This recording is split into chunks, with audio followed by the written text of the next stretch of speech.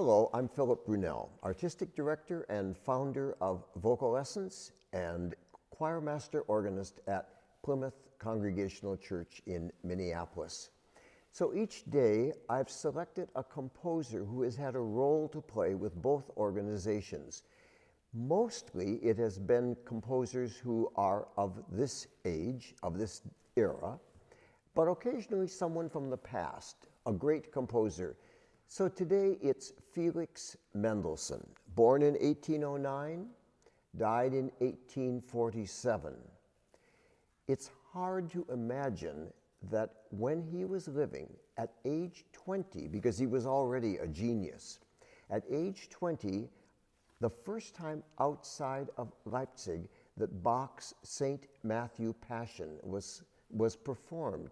And it was because it was Felix Mendelssohn who organized and conducted that performance. And it really started the whole renaissance of Bach's music in the world.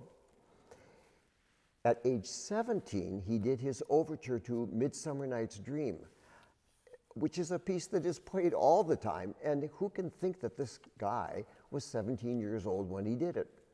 He also, of course, wrote a piece in 1836, an oratorio called Paulus, or St. Paul, which is the story of the conversion of the Apostle Paul. Vocal Essence performed this piece several times, and the first time we did it, I'll never forget, because we were going to do St. Paul, and I received a phone call from a woman who said to me in all sincerity, "I'm so pleased that you are going to do St. Paul. I didn't realize Mendelssohn had written an oratorio about our city." And I paused and thought, how do I tell her, lady, it has nothing to do with the city of St. Paul? But I just said, well, actually, Mendelssohn wrote this piece before the city of St. Paul had been established. It's really about the Apostle Paul. Oh, she was glad for that clarification. It's a wonderful oratorio, and one of my favorite pieces in it comes near the end when the words, "See what God hath bestowed on us in his goodness, that we should be called God's children." It's for soprano, alto, tenor, bass, and orchestra. A beautiful little chorus.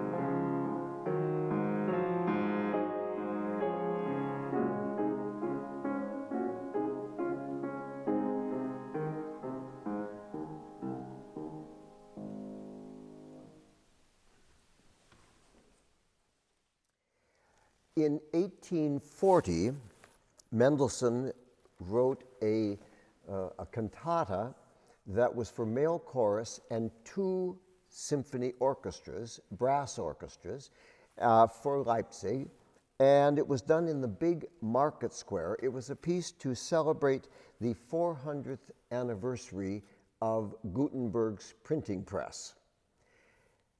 After it was done, people thought, oh, that's a wonderful piece, and that second movement particularly, perhaps that could become something again, but maybe with a sacred text. And Mendelssohn said, no, no, no, that would never work. Well, after he passed away, it was turned into a sacred piece, and here is what it was.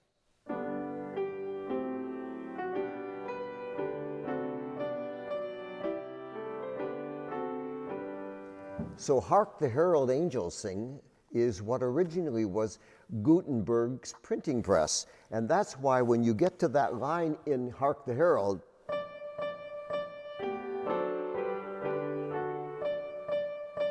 those 4 Ds, originally it was the word Gutenberg that was sung. So you can today, when you're singing the carol, you can use either set of words. He also, of course, composed a great deal of piano music.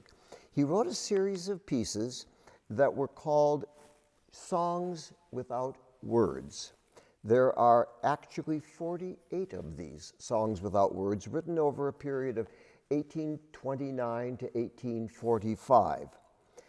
They didn't have titles, though later, because of the Romantic era, people added titles to them. But originally, Mendelssohn just wanted the pieces to stand for themselves. And I'd like to close by playing one of them. It's been given the title Sweet Remembrance, but that was not Mendelssohn's idea. It's a beautiful piece, and it's the one that comes as his Opus 19, number 1, in E major, Song Without Words.